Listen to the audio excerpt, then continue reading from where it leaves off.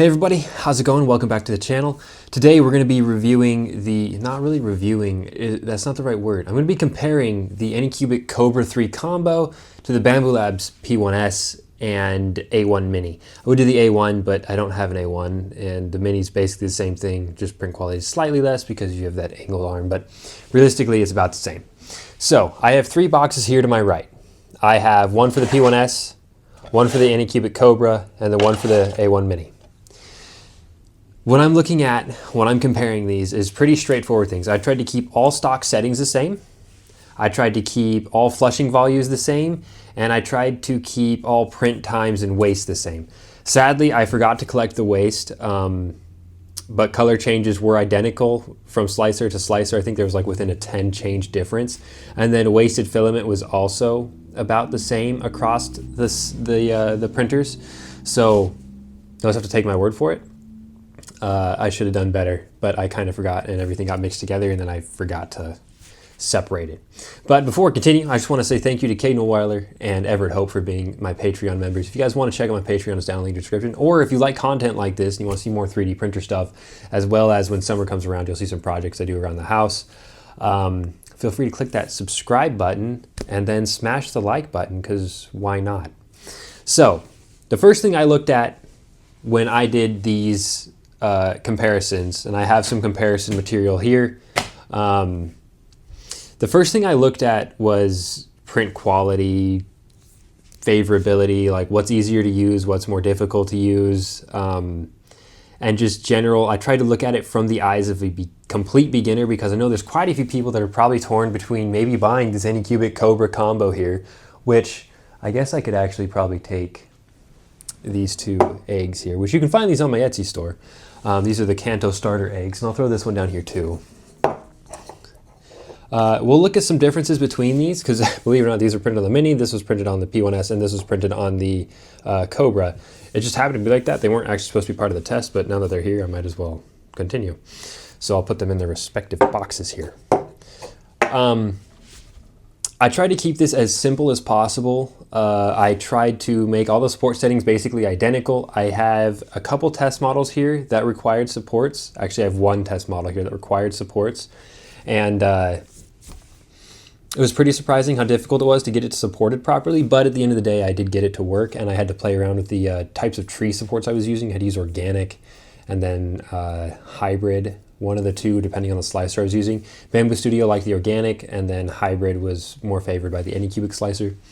So just to start this off here, I want to talk about one glaringly big issue that I seem to have with the Anycubic Kobra versus the P1Ss, or just the Bamboo in general. So the Bambulab printer's ecosystem is significantly better than the Anycubic one. The reason I say that is because their multi-material system is well thought out, very easy to follow, easy to change settings, easy to see what's wrong. There's quite a long list of things. Plus their multi-material systems in general, like the AMS Lite and the AMS Normal, I guess, work better than the Ace Pro. The Ace Pro has some quirks to it, and I've learned how to work through them, and I do not really like the Ace system. I still find it to have some pretty big faults that I think Anycubic could work out if they ever do another iteration of this. But until they do, it's always going to be a problem. One of them is it'll refeed filament. So if you stick it in the filament hole, if it's not like held there for a certain amount of time, and even if it is, sometimes it'll grab it and spool the filament back out where it missed the feed tube, and it'll start curling up in the thing, and you gotta like basically turn it off and try and feed it back out. I have tried multiple ways to make that not happen, and no matter how hard you try, eventually it's going to happen 1 out of 5 times or so. That's just one issue I had. Is it the biggest deal? No. Is it a pain in the ass? Yes. Sorry. Also, the Anycubic slicer does not, how should I say this? I can't get the Anycubic Kobra to connect to Bamboo Studio. Obvious reasons. Bamboo kind of locked everything down. Anycubic slicer, I'm not a big fan of it. It's like a worse version of Bamboo Studio. And then I was able to get the Anycubic Kobra profile exported out of Anycubic slicer and put into Prusa slicer, and now I use this with Prusa slicer. significantly better than Anycubics. Plus, the 3MF files that most people are going to find and download are for Prusa machines or Bambulab machines. Anycubic's ecosystem just isn't quite developed enough. Maybe in the future it will be, but until that point, it's just not really worth using. But aside from all of that, I really just want to talk about the printer. Slicing software, you can do multiple different things. You can tweak it however you want. If you only have an Anycubic, using the Anycubic slicer isn't a big deal. I have multiple different kinds of printers. I use Prusa Slicer mainly and Bamboo Studio mainly, and I don't try to differ from those. Voron and everything is done on Prusa Slicer, so I'm going to try my best to ignore the problems I have with the slicers and get straight into print quality. So, print quality. The Anycubic does a great job. I think it has some pretty awesome print quality for the price point of the machine, especially if you've price pointed the machine plus the ACE system. I don't know how much the machine is by itself, but it's easily worth $400 in my opinion. This egg right here is kind of a good example, and I'll try and get this up close and personal for you guys, so I'm gonna just get up and come over there. This is the Anycubic Kobra egg, and it has a lot more layer lines and artifacting in it, and this is the A1 Mini. It kind of has the same issue. These settings were identical, so it really should come out the same, but this one's just layer lines are a little bit better, and I think that's just because of the tolerances that Bambulab machines have when it comes to layer lines. And the P1S just looks a little bit basically the same. Circles are kind of difficult. This machine right here rolls on a carriage, so if there's anything on the carriage, you'll notice little tiny defects along a straight line. It's just kind of having an open printer. The A1 Minis kind of have the same issue, but their stuff's more enclosed, so it's a little bit more difficult to have that problem. But print quality in general, I think is great. I think it's totally fine. Literally the only thing that holds this machine back is the fact that it's a fully open printer and the ACE system. The ACE system really just kind of makes it difficult. The problems it has tend to throw me off from using it. Like, do I have to, like only certain size filament rolls can fit in here too, so kind of a pain. I can't use my protopasta spools in there, which I have a lot of, so that sucks. But again, I want to focus on the printer. So let's just look straight at print quality, right? The eggs, I'm going to say they're all the same. They work really well. They're good. I did not print this. This was my first multicolor print on the Anycubic Kobra. It printed fine until like near the end of the color changes. So this is just a Toothless, right? And if you can see right there in his eyes, hopefully that focuses, it bled. It was doing fine, and then it just decided to start bleeding. Now, I don't know why. I know purging from black to any color is difficult, and it's like a gray or darker purple or something. But it did just fine on the white on his paws, and then inside of his eyes it bled. I noticed this problem constantly. So I'm gonna set this guy aside, and he can just chill over here for a minute. I'm gonna look at the first and only test model I did comparing all the printers. So this is a Reaper Duck. I picked these 4 colors specifically because they're a pain to swap between. So I chose red, white, black, and yellow. This is a very difficult model to print too. That scythe right there is very difficult for the slicer to pick up. You have to detect thin walls and then kind of paint your supports on this, and even though it still doesn't even want to detect it. But the problem I had with this, and only on the Anycubic, okay, flushing volumes were kept the same as much as I could. On the Anycubic, I tried to put them a little higher because I noticed it purged a little bit less, but it was only like maybe 2 to 3% higher. So for instance, if it was rated at 500, I might put it like 505 or something for flushing. This bleeding effect, for some reason, affected the beak and the forehead of the white. And so I'll try to hold that like here. If you can see that, I don't know if it's even focusing. And then the scythe didn't detect very well. So that bleeding effect does not carry over on the Bambulab machines, which is the A1 Mini. The scythe problem does. No bleeding on those ones. Maybe with that bright light behind it, you can see it. And then this is the P1S. This one, actually the scythe had bleeding on it, but this one didn't really bleed at all either. its flushing volumes are well dialed. Now, why that is, it could be because I was using, and then here's them next to each other so you can see the difference in the reds, hopefully. And I think the reason that is just because it doesn't know how much to purge on there. Like maybe it thinks it's purging, say 25 cubic millimeters or whatever. Maybe it doesn't know that it's actually purging 25 cubic millimeters. Maybe it's doing like 22 or something. That's the only thing I could think of because their flushing volumes were set the same with the same filament. It technically should have been the same, but it wasn't. And I noticed this problem with a lot of multicolor printing. This one didn't have that issue, but these colors purge pretty well. They were pretty solid. They weren't opaque like these whites are and these yellows. So that's a little concerning when it comes to multicolor printing. But if you don't care about multicolor printing and you just want to do normal printing, then let's get to multicolor printing. So this is a Hueforge I did. Brown, whites, blacks, and orange, I believe. This was done on the Anycubic Kobra. It came out fantastic. I have no complaints. It did a really good job. This is at a 0.08 layer height. This was also done on the Anycubic Kobra. This is just a bad Hueforge. I didn't really like this one. I thought it would turn out better, but it just didn't. And that's okay. But it did a fine job purging between those. But I did these ones on the P1S. This is my most favorite Hueforge I've done in the entirety of my life. Okay, this is a beautiful Hueforge. And then this one as well was done on the P1S. These came out just as good. If not a little bit more crisper on the layer lines, but then again, that could have been from the actual model itself, not necessarily the printer's fault. So I don't fault that. Hueforges came out great. If you're a Hueforge person, this machine does a fine job, and you can do up to 8 colors if you get a second ace system and a splitter. Highly recommended if you just want to do Hueforges and general basic multicolor printing. If you want to do more advanced multicolor printing, I might aim for something like a Prusa XL or a Prusa machine in general, and then a Bambulab machine as well, until they kind of figure out what's going on.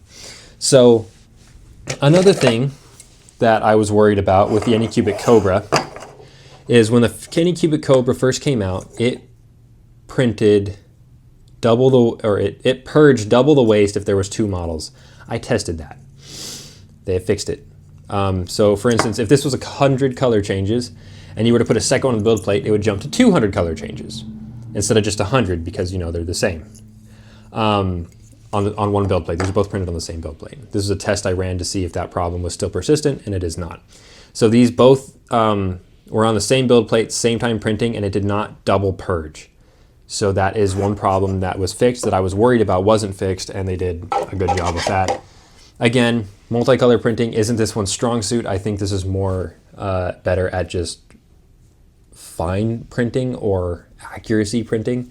I should have printed a Voron cube just to test dimensional accuracy, but I forgot. So now what I want to go to is print capabilities. So I printed multiple test things. So first thing I printed was torture toaster. Between all 3 printers, the torture toaster on the Bambulab P1S, broken. Did not do too well. Tolerances on the actual surface layers and stuff like that, it did not get past a 0.4, but then again, it broke and they fell out. So this is a 0.5 and a 0.4. These broke and fell out as well as the support in the middle on that arm right there. Overhangs and tolerances here did perfect, exactly as I would expect it. The 80 degree, of course, was a little bit rough, but it did an okay job. Looks like all the way up to about 70 was fine. And then the mechanism for the toaster did not work. When I tried to do it, it broke. Next up is the Anycubic. This machine put out a beautiful torture toaster. Overhangs at the 80% were about identical to the Bambulab machine. The toaster works without fail, but the tolerances inside, only the 0.5 worked. Now you could say the 0.4 worked on the P1S just because it broke. The gears on the outside do turn, good layer adhesion, no issues. This was the best torture toaster by far. Next up is the A1 Mini. This one, in terms of overhangs, did as one would expect. It looks almost identical to the P1S. It's a little bit worse because its cooling fans aren't quite as good, but it did a good job. These measurements in the middle were the same across all the printers. Tolerances over here, none of these were able to move. The 0.4 wiggled a little bit, so the 0.4 does work, but I couldn't get any of the others. And also the toaster does not work. It broke as well. So in terms of victory, the Anycubic won this round. Multicolor printing was won by the Bambulab machines. Torture toaster and overhangs and stuff like that, definitely better on the Anycubic in terms of just solid single color printing. Now we're gonna go to the overhang test and the bridging test. So the overhang test, the bridging test, and the coning test here, which is kind of set. The bridging looks identical on all of these. Like, no joke, it looks identical, so there's not really much to compare. The overhang value on the A1 Mini was the worst, and then the Anycubic was second best, and then the P1S was the winner on this one. This is also used to kind of test some filament stringing too, but in terms of that, they all did perfectly fine. It literally just did not do great on the overhangs here. The P1S did the best on the overhangs, and then the Anycubic was in the middle here. So pretty good. I mean, in price point wise, that matches up. Then we went on to this test. I saw this and I just had to print it because it just looks super cool. All of them turned out terrible. So this is a test that does dimensional accuracy. It does ringing accuracy, and then this overhang here at a wild angle. This one looks the worst by far. And if I rip off all this extra stringing, there's actually this cone supposed to sit right here to print at an angle, but it didn't survive. It didn't survive on any of them. The closest one was actually the A1 Mini, I believe. Well, this one's still attached, maybe not. But the best one that came out was by far the Anycubic Kobra, just because you actually got a top layer on the cone. Ringing, or this circular motion there, looks great. The circle looks great, and the pyramid looks great on all of them. There are some layer deficiencies on the Anycubic, but in the fact that it got to a top layer on this cone just barely sitting there tells me that the Anycubic does win in this instance. So again, compared to the other two printers, the Anycubic comes out on top at this one as well. So that's surprising at a $400 machine. And it's probably technically not even $400 machine because the ACE system is probably most of that price. Now we're gonna go to tolerance testing. So this is a little tolerance wheel. This is a 3 gram print. It's a fantastic print. It's very simple, very easy to do. And typically it gives you an idea of what your printer can't do. So P1S could do all of them except the 0.05 millimeters. That means it could go all the way from 0.3, 0.25, 0.2, 0.15, 0.1, and still have tolerance and be okay. It did not fuse to the walls. You had good separation, enough to get these out.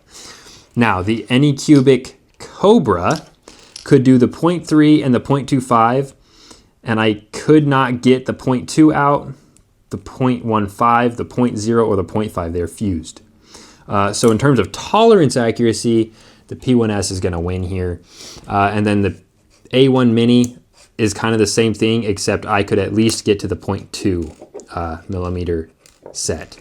So Anycubic takes last place here, but it won in the torture toaster and whatever this thing's called. So I think 2 out of 4, which is 50%, is pretty good. Overall, I was pretty surprised to see the Anycubic Kobra come out as well as it did. I was not expecting that.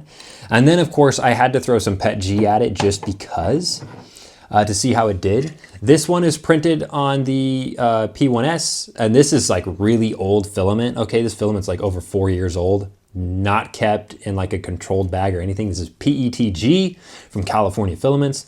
Blue was done on a P1S. Pink was done on the Anycubic Kobra. I mean, you couldn't tell the difference if you tried. Supports were just as much of a pain in the ass to get off of both of these. Surface layers looked the same. I mean, realistically, these are fantastic prints. Even same infill settings, same everything. They feel the same. They look the same. Layer lines are the same. Like, if you're going to print PETG, this machine's great. No issues there. I don't see any problems. So that's just something I thought people might want to know. Overall, would I recommend the Ace combo system to somebody? Yeah, I definitely would. Do I like the Ace thing? Anycubic Ace Pro? No, it's terrible. I don't like it. One of my least favorite things, and I'll show you right now, one of my least favorite things about this. And the A1 and A1 Mini do this as well, but the PTFE tubes on the stock system aren't this long. I hate this. And I don't even know if I can show this to you. That's like 6 feet of filament. Not really, you know, I'm 6'2". And I mean, it stretches all the way across my wingspan.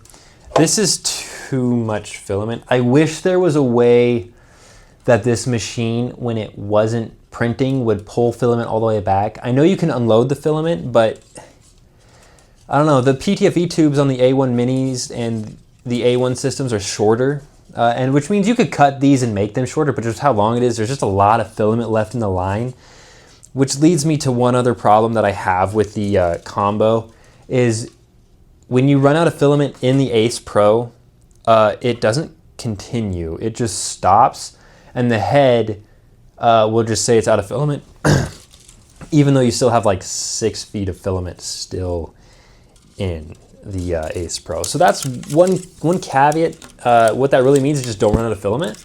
And if you do, be prepared to do a little bit more work than what would normally be expected. But at the price point, I can't necessarily complain. It is what it is, and Anycubic probably should be able to release an update to fix that.